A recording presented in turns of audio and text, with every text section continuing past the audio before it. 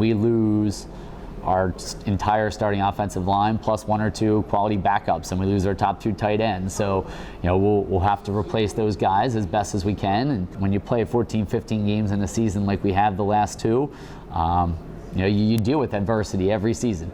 And part of that is having those next kids step up, and then they move into more of a leadership role now. Yeah, I mean, in 2 seasons, we played 3 seasons worth of games. So, I mean, we're playing with the same kids for a long time. So that kind of just brings you together. You play 15 weeks with that same team. You just grow closer, team bonding and stuff like that.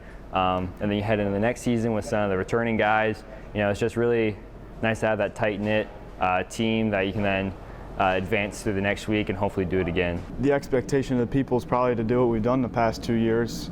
We're going to obviously try and meet that goal, but I think a big thing we need to focus on is not let that be in our heads this year. We can't go into the year thinking districts.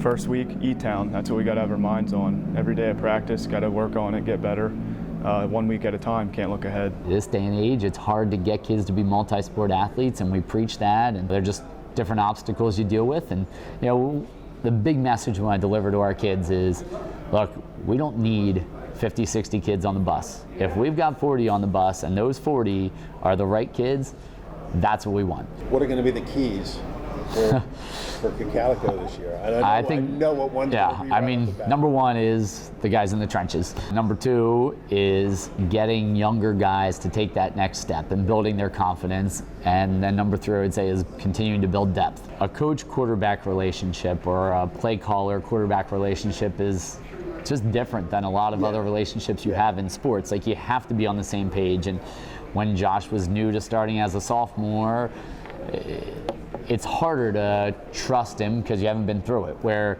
I think at this point, Josh, for the most part, understands what I'm thinking, and I understand what he's thinking because we've gone through, close to 30 games together as play caller and quarterback, which it's certainly nice to have that and know you can rely on that. Yeah, I feel like my first year I kind of had to calm down before games a little bit, but now I can really, now when I go into a game, I feel more confident. I can actually get ready, get psyched up for the game, and play more controlled and more confident in times when scores are close and you're running out of time. Just be able to stay calm, but still be able to move the ball and be aggressive.